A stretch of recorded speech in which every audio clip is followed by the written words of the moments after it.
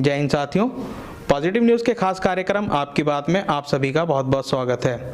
साथियों, जिस शख्सियत से आज हम आपको रूबरू कराने जा रहे हैं, उन्होंने हमारे शहर का नाम राष्ट्रीय स्तर पर ही नहीं अंतर्राष्ट्रीय स्तर पर चमकाया है और वो समाज के लिए प्रेरणा का स्रोत बने हैं। आइए जानते हैं उनके संघर्ष की कहानी, उन्हीं की ज़बानी। सर, बहुत बहुत स्वागत है आपका। धन्यवाद। मैं सबसे पहले तो पॉजिटिव न्यूज़ चैनल का धन्यवाद अदा करता हूं, आपका शुक्रिया अदा करता हूं कि आपने मुझे अपनी बात रखने का ये मंच प्रदान किया। धन्यवाद। तो सर, पहला सवाल आपसे कि उस दौर में जब लोग जूडो को जानते भी नहीं थे, आपने जूडो को क्यों चुना? ये कहानी बहुत लंबी है, लेकिन मैं इसको शॉर्ट में बताने का प्रयास करूँगा। मेरे पिता स्वर्गीय श्री रामकिशन गुप्ता जी बहुत ही बलिष्ठ शरीर के स्वामी थे। उनको देखकर रश्क करते थे लोग कि वो इतने बेहतरीन शरीर के मालिक हैं, और हम बचपन से उनको देखते थे कि वो इतने अच्छा शरीर उन्होंने कैसे बनाया, और हमें भी उससे प्रेरणा लेनी चाहिए, हमें अपना शरीर अच्छा बनाना चाहिए। मगर उसका कोई ज़रिया हमें उस समय नहीं मिला, और खेल की दुनिया में हम उस समय क्रिकेट और बैडमिंटन बहुत खेलते थे, मगर उसमें शरीर बनाने की बजाय शरीर हमारा पतला दुबला अधिक रहता है। बहुत अधिक क्रिकेट खेलने और पूरा दिन ग्राउंड में रहने के कारण मेरा जो है शारीरिक दुर्बलता बढ़ती चली गई और मेरा लीवर स्पॉइल हो गया। उसके बाद मुझे लगा कि मैंने बहुत गलत खेल चुना, और फिर मैंने एक ब्रूस ली की पिक्चर देखी थी, एंटर द ड्रैगन, जो कि विनेस सिनेमा में लगी थी सहारनपुर में, और घंटाघर पर एक बहुत बड़ा लकड़ी का कटआउट सन 82-83 की बात है ये लगा था, और वो लगभग 1 साल तक वहाँ लगा रहा नान चाकू पकड़े हुए। वो मुझे बार बार प्रेरित करता था कि ये क्या चीज़ है और ये क्या खेलता है और ये क्या चीज़ का खिलाड़ी है या मास्टर है। बड़े भैया से मैंने बहुत रिक्वेस्ट की, और एक दिन वो अंततः मुझे उस पिक्चर को दिखाने के लिए ले गए। इंटरवल तक जानवरों की पिक्चर चली, और इंटरवल के बाद वो ब्रूस ली की 1 घंटे की पिक्चर थी, जिसको देखने के बाद मेरा जीवन बदल गया, और मैंने ये दृढ़ निश्चय कर लिया कि मुझे इस फील्ड में कुछ ना कुछ करना है। घर आकर मैंने बताया अपने माता पिता को। उन्होंने कहा कि हमें मालूम नहीं इस बारे में, या आप देखो, पढ़ाई करना है हमारे हिसाब से तो तुम्हें।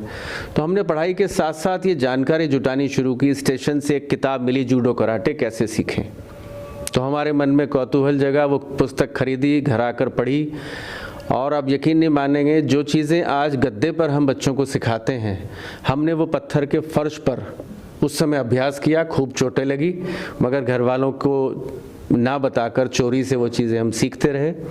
अंततः हमारी जो खोज थी वो कंप्लीट हुई जब हमें एक कराटे के कोच थे हमारे श्री मान बहादुर लिंबू जी। खलासी लाइन में उनकी शॉप थी, मैं उनकी दुकान पर जाकर बैठ जाता था कि सर हमें सिखाइए। उन्होंने मुझे टालने की बहुत कोशिश की। अंततः 1 सप्ताह की मेहनत के बाद मैंने उन्हें राज़ी कर लिया कि वो मुझे कराटे सिखाएंगे। भरी सर्दियों में वो मुझे 4:30 बजे गोपाल मंदिर खलासी लाइन में बुलाते थे सिखाने के लिए। मैं और मेरा एक दोस्त, दोनों जने हम जाते थे, और 1 हफ्ते के बाद फिर वो क्लास में आए। 1 हफ्ते तक हम जाते रहे, और दिन में जाकर उन्हें रिपोर्ट देते रहे कि सर हम आए थे, आप आए नहीं, और हमने ये अभ्यास किया। तो वो हमें अभ्यास का रूटीन देते थे कि ये एक चीज़ें आपको करनी है अभ्यास। 1 हफ्ते में 1 दिन वो आते थे और हमें बता कर जाते थे कि ये कमी है, इसको दूर करिए। वहाँ से मेरे सफ़र की शुरुआत हुई।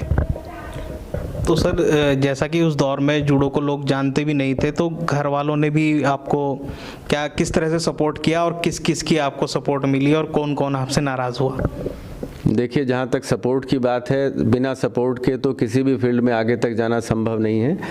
किंतु मैं आपको बताऊं कि चूँकि जूडो कराटे एक नया शब्द था हिंदुस्तान में ही उस समय, और सहारनपुर के लिए तो बहुत ही नया शब्द था, उस समय कोई जानता नहीं था, तो माता पिता को बताया ना बताया बराबर ही था। मैंने अपने स्तर से उसमें सीखना शुरू किया। सुबह सवेरे उठकर जाता था, आकर फिर जब मैं आता था तो सब लोग उठते थे उस समय, और मेरा आधा दिन ख़त्म हो चुका होता था।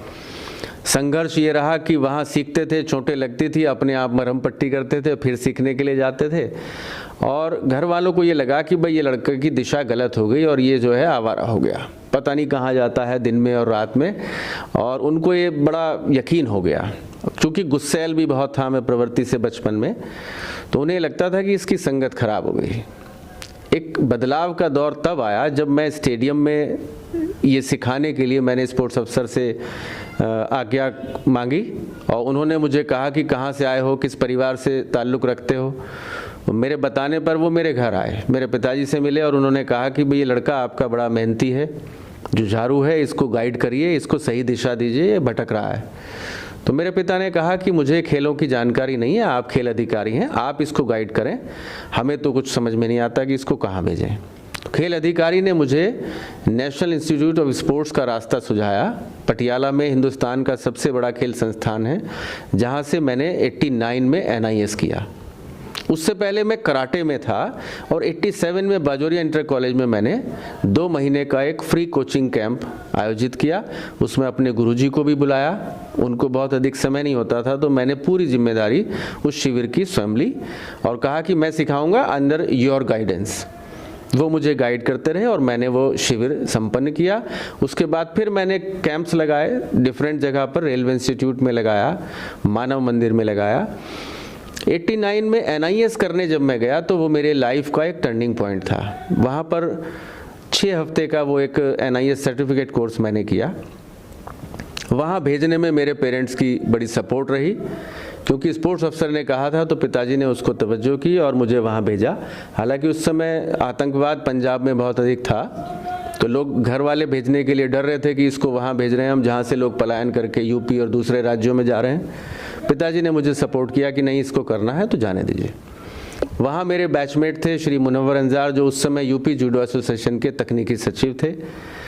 उन्होंने मुझे दिशा निर्देश दिया कि आप अपने ज़िले में जाकर ज़िले की इकाई का गठन करें। सहारनपुर डिस्ट्रिक्ट जूडो एसोसिएशन इस तरह से वजूद में आई और वहाँ से फिर मेरा जूडो का सफ़र शुरू हुआ।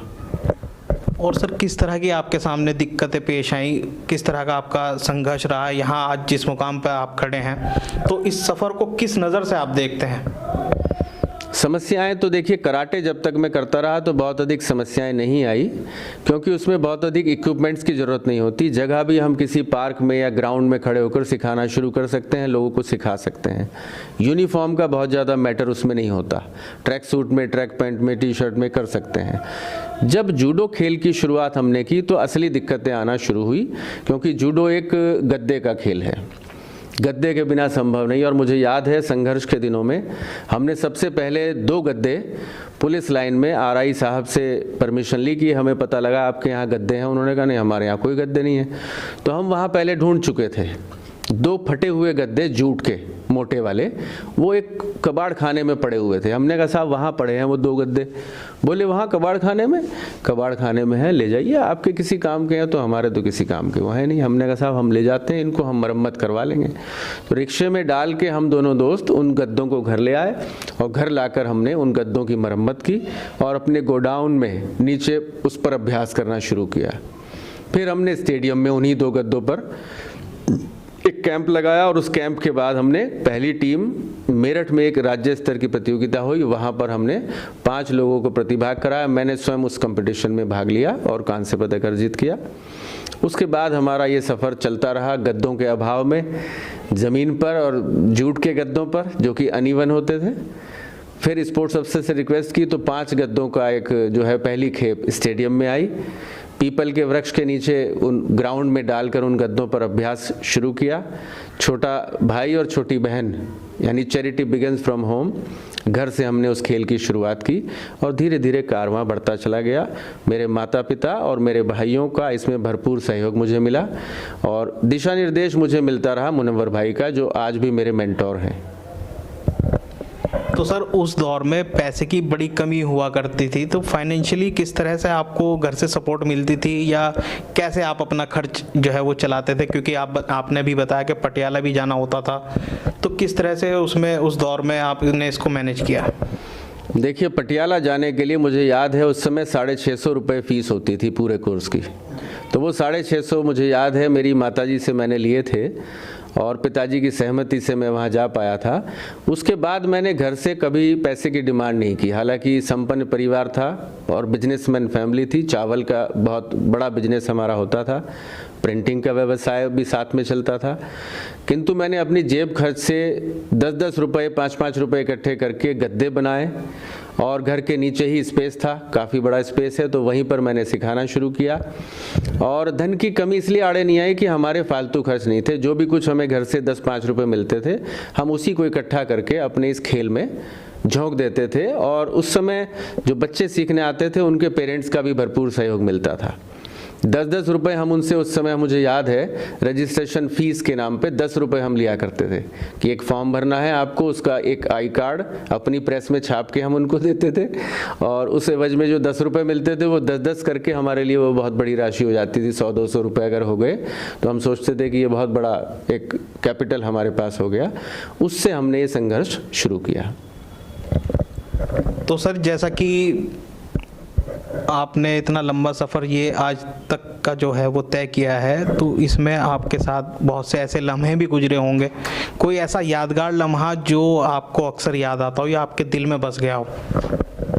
ऐसा लम्हा एक मेरे जीवन में तब आया जब मेरे सिखाए हुए बच्चों में से 1998 में 2 लड़कियों का चयन हुआ अरब अंतर्राष्ट्रीय जूडो प्रतियोगिता के लिए भारतीय टीम में, और मुझे उस भारतीय टीम का प्रशिक्षक बनाकर इजिप्ट जाने का अवसर मिला।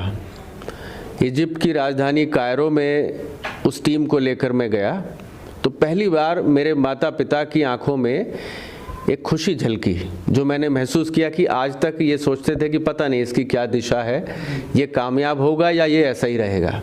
वो पहला लम्हा था जब उन्होंने अपनी उस खुशी को इजहार किया। जब मैं वहाँ से लौटा तो और अधिक खुशी का कोई ठिकाना ही नहीं था उनकी। मेरी माताजी ने मेरी आरती उतारी, क्योंकि वहाँ से वो दोनों लड़कियों ने, एक ने स्वर्ण पदक और एक ने कांस्य पदक जीता था, और मुझे वहाँ सर्वश्रेष्ठ प्रशिक्षक का अवार्ड मिला था। वो लम्हा मेरे लिए अविस्मरणीय है, मैं उसे कभी भूल नहीं सकता। माता पिता को वो खुशी प्रदान करना अपने आप में एक अद्भुत क्षण है जिसे मैं कभी भूल नहीं सकता। तो सर, और सामाजिक क्षेत्र में आपकी क्या उपलब्धियां हैं? किस तरह से आप इसमें समाज के लिए कुछ कर रहे हैं? देखिए, हमारा जो मुख्य मकसद है, खेल के माध्यम से हम इत्तेफाक से उस खेल से जुड़े हैं जो आत्मरक्षा में बहुत अच्छी तरह से कारगर है। तो जैसा कि आप जानते हैं कि आजकल के माहौल में हमारी बहन बेटियों के साथ दुर्व्यवहार होते हैं और जगह जगह उनके साथ प्रताड़नाएं उनको दी जाती हैं, केवल इसलिए कि वो शारीरिक रूप से सक्षम नहीं है अपने आप का बचाव करने के लिए, उन बुराइयों से लड़ने के लिए। तो हमारा मुख्य फोकस है कि हम हर बच्ची को इस तरह से सक्षम बना दें कि वो जीवन में आने वाली दुश्वारियों से लड़ सकें और अपने जीवन को बहुत सुंदर बना सकें। तो उसके लिए हमने जो प्रयास किए, हमने self defence training camp Saharanpur में आयोजित करना शुरू किए, और 150 से अधिक फ्री कोचिंग कैंप हमने जनपद के कोने कोने में, लगभग सभी स्कूलों में यहाँ पर और संस्थाओं में जाकर हमने 1 महीने 2 महीने के कैंप आयोजित किए। उन कैंप्स के जरिए करीब 35,000 से अधिक बालक बालिकाओं को हमने जूडो में पारंगत किया, और उससे एक माहौल बना। सहारनपुर में जूडो की एक पहचान बनी, और लगभग आज 10 से ज़्यादा स्कूलों में रेगुलर ट्रेनिंग जूडो की दी जा रही है। फिर हमने यूपी गवर्नमेंट के साथ यूपी जूडो एसोसिएशन का एक एग्रीमेंट साइन हुआ, जिसमें पूरे प्रदेश की जो बालिकाएं हैं उनको प्रशिक्षण प्रदान करने का एक मुहिम शुरू हुआ। आत्मरक्षा प्रशिक्षण के लिए लखनऊ में हमने यूपी जूडो एसोसिएशन के बैनर तले और मुनव्वर अंजार जी के दिशा निर्देश में 350 से ज़्यादा प्रशिक्षकों को इकट्ठा करके पूरे यूपी के उनको एक सिलेबस पे ट्रेनिंग दिया, क्लिनिक किया उनका, और उनको पूरे प्रदेश में अपने अपने जनपद में जाकर GGIC जितने हैं राजकीय बालिका विद्यालयों में बालिकाओं को फ्री ट्रेनिंग देने का एक बहुत बड़ा काम किया गया हमारे द्वारा, जिसकी भरपूर सराहना हुई। और आज की तारीख में पूरे हिंदुस्तान में इस तरह के प्रोग्राम चल रहे हैं सेल्फ डिफेंस के। सहारनपुर की बात करें तो ये बालिकाओं को ट्रेनिंग देने के अलावा हमने ब्लाइंड के क्षेत्र में भी काम किया। जो ब्लाइंड बच्चे हैं उनको स्वावलंबी और आत्मनिर्भर बनाने के लिए उनको भी जूडो सिखाया। यहाँ पर भारतीय नेत्रहीन विद्यालय में उसके जो अध्यक्ष हैं श्री विक्रम चावला जी और सचिव हैं डॉक्टर अनुपम मलिक जी, उनके सहयोग से हमने यहाँ भारतीय नेत्रहीन विद्यालय में उन बच्चों को जूडो सिखाना शुरू किया। और तो सर इसमें आप जैसे ब्लाइंड बच्चे जो होते हैं उनको सिखाने की क्या टेक्निक है, क्योंकि वो देख नहीं सकते, तो उनको कैसे सिखाते हैं आप? आपने बहुत अच्छा सवाल किया। दरअसल में ये बात है 2005 की। हमारे देश में इटली से एक बहुत सीनियर कोच और उनकी वाइफ आए थे। दोनों कोच थे इटली के, ब्रूनो कार्मेनी और मिसेस कार्मेनी। वो ब्लाइंड को कैसे जूडो सिखाया जाए इस कला में पारंगत थे। मैंने 10 दिन का कैंप दिल्ली के आईजी स्टेडियम में उनके साथ किया, जिससे मुझे ट्रेनिंग देने का एक कॉन्सेप्ट क्लियर हुआ और वो मेरे लिए बहुत काम आया जब मैंने ब्लाइंड बच्चों को जूडो सिखाना शुरू किया। इसमें उनको टच करके सिखाया जाता है और एक फीलिंग के साथ सिखाया जाता है। उनकी जो एक चीज़ कुदरत ने उनकी नहीं बख्शी, उनको एक नज़र नहीं है उनकी खाली, लेकिन उनकी जो फीलिंग कैपेसिटी है, उनकी जो एक सेंस है, सिक्स सेंस कहिए, वो बहुत ज़्यादा प्रबल होती है। सीखने की जो उनकी क्षमता है वो आम आदमी से अधिक होती है। तो उनको सिखाकर मुझे बड़ा अच्छा लगा और यहाँ के बच्चों ने राष्ट्रीय स्तर तक पदक प्राप्त किए हैं। तो सर जूडो में जैसे आपने अपना एक मुकाम हासिल किया है, कैरियर बनाया है, तो इसमें कैरियर कैसे बनता है, इस बारे में भी आप थोड़ा हमें बताएं। बहुत अच्छा सवाल है आपका। देखिए, मुझे अगर आज कोई सेटिस्फेक्शन है तो जूडो सीखकर और सिखाकर यही सबसे बड़ा सेटिस्फेक्शन है कि जूडो के ज़रिए हमारे हजारों बच्चे आज बहुत अच्छा करियर बनाने में कामयाब हुए। जैसे मैं आपको बताऊं, जूडो खिलाड़ी अगर कोई बहुत उत्कृष्ट खिलाड़ी है तो उसके लिए दरवाजे खुले हैं मिलिट्री और पैरामिलिट्री फोर्सेस में। वहाँ पर खेल कोटा है, वहाँ पर सीधी भर्ती होती है कुशल खिलाड़ियों की, जिसके ज़रिए हमारे कई बच्चे एसएसबी में, सीआरपीएफ में, उत्तराखंड पुलिस में, यूपी पुलिस में, तमाम जगह पर हमारे खिलाड़ी लोग भर्ती हुए सीधे।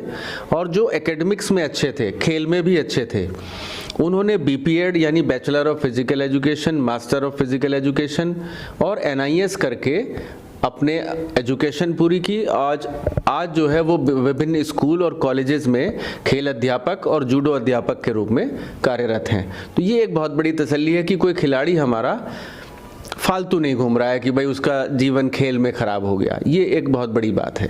इस तरह से लोग करियर बना सकते हैं। तो सर जैसा आपने अभी जिक्र किया एनआईएस का, तो ये इसकी सर फुल फॉर्म क्या है, इसको क्या समझें? बिल्कुल ठीक बात है। एनआईएस का मतलब है नेशनल इंस्टीट्यूट ऑफ स्पोर्ट्स, जो कि भारत का सबसे बड़ा खेल संस्थान है पटियाला में। राष्ट्रीय क्रीड़ा संस्थान नेताजी सुभाष के नाम से ये बना हुआ है, जहाँ पर ये इसको हम कह सकते हैं प्रशिक्षक बनाने की फैक्ट्री। यानी किसी भी खेल में यदि प्रशिक्षक बनना है, क्वालिफाई प्रशिक्षक बनना है, तो वहाँ पर प्रशिक्षण का डिप्लोमा हासिल कर सकते हैं और उसके बाद वो एक प्रशिक्षक के रूप में खेल स्टेडियम में और विभिन्न स्कूल कॉलेजेस में एक प्रशिक्षक के रूप में स्थापित हो सकते हैं। तो सर इसकी क्या वजह रही कि आपको जो है जापान से एक प्रशिक्षक को बुलाना पड़ा? हाँ, 4 साल पहले, लगभग 4.5 साल हो गए, उस समय एक संस्था है जिसके तहत हमने जापानी प्रशिक्षक को 2 साल के लिए उत्तर प्रदेश में आमंत्रित किया था। ये संस्था है हमारी जापान कोऑपरेशन करके कुछ है, ये जायका करके है, हाँ, जापान इंटरनेशनल कोऑपरेशन एजेंसी। उसके तहत एक्सचेंज प्रोग्राम होते हैं और वहाँ से हमें फ्री ऑफ कॉस्ट जापानी कोच उपलब्ध कराती है एजेंसी। उस कोच का रहने खाने का और ट्रेनिंग कराने का जिम्मा हमारा होता है, यानी लोकल अथॉरिटीज़ का। तो यूपी में आया तो हमने यूपी जूडो एसोसिएशन को निवेदन किया कि हमें सहारनपुर में भेजिए उस जापानी कोच को, हम उनके ज़रिए विभिन्न जगहों पर उनकी ट्रेनिंग कराएंगे। तो वो उस समय हमें याद है 2 महीने तक उस जापानी प्रशिक्षक को हमने सहारनपुर में रखा और 17 स्कूलों में लगातार सुबह दोपहर शाम हमने उनकी सेल्फ डिफेंस ट्रेनिंग कराई और उसकी एक रिपोर्ट बनाकर फिर हमने भारत सरकार को भेजी। हमारे उस समय यहाँ पर एक अधिकारी हैं अभी भी, उनके माध्यम से वो रिपोर्ट गई थी और उस रिपोर्ट को बड़ा अप्रिशिएट किया गया। उसी की वजह से पूरे हिंदुस्तान में आज उस प्रोजेक्ट को एप्लीकेबल किया गया। पूरे हिंदुस्तान में सेल्फ डिफेंस के प्रोजेक्ट चल रहे हैं आज। तो उस कोच को बुलाने का यही जरिया था। हालांकि सिखा हम भी वही रहे थे, लेकिन आप समझ सकते हैं कि एक फेस वैल्यू क्या होती है। तो जापान का खेल है और जापान का प्रशिक्षक जब आया तो एक नया ही उत्साह उस 2 महीने में सहारनपुर में देखने को आया और हमारे खेल को एक नई ऊंचाइयां हासिल हुई। जी सर, अंतर्राष्ट्रीय स्तर पर आप कौन कौन से देश तक गए हैं? अंतर्राष्ट्रीय स्तर की बात करें तो 98 में इजिप्ट के बाद मैं भारतीय जूडो टीम का प्रशिक्षक के रूप में नेपाल के काठमांडू गया, जहां पर हमने टीम चैंपियनशिप अर्जित की थी। और उसके बाद ब्लाइंड जूडो के क्षेत्र की बात करें तो मैंने अंतर्राष्ट्रीय रेफरी का डिप्लोमा किया 2012 में। उसके बाद 2014 के जो एशियन गेम्स हुए इंचियोन कोरिया में, वहाँ पर मैंने ब्लाइंड का जो कॉम्पिटिशन था यानी पैरा एशियन गेम्स में भारत की ओर से रेफरी के रूप में भाग लिया। मुझे मेरा नॉमिनेशन हुआ था इब्सा की तरफ से और वहाँ पर हमारी भारतीय टीम ने मेन और वीमेन दोनों टीमों ने ब्रॉन्ज मेडल हासिल किया था, जिसके बाद जो ब्रॉन्ज मेडलिस्ट टीम थी उनके खिलाड़ियों का जीवन बिल्कुल बदल गया। मतलब जो एक कच्चे घरों में रहने वाले खिलाड़ी थे, उन्होंने जब 3-4 लाख 5 लाख रुपए उनको मिले गवर्नमेंट की ओर से, तो उनके गांव में वो एक रोल मॉडल के रूप में उभर कर आए। और उनको एक हमने पूछा कि क्या करोगे इतने पैसे का, तो खुशी के आंसू उन बच्चों के आंखों में आ गए और उन्होंने कहा कि हम पक्का घर बनाएंगे। चेन्नई शहर से 55 किलोमीटर दूर से वो लड़कियां चेन्नई डेली अप डाउन करती थी, दोपहर में खाना खा के चलती थी और शाम को ट्रेनिंग करके रात को 10 बजे तक वो घर पहुंचती थी। ब्लाइंड बच्चियां अपने आप में इतना संघर्ष करती थी, तो जूडो के ज़रिए उनका ये जीवन बदला।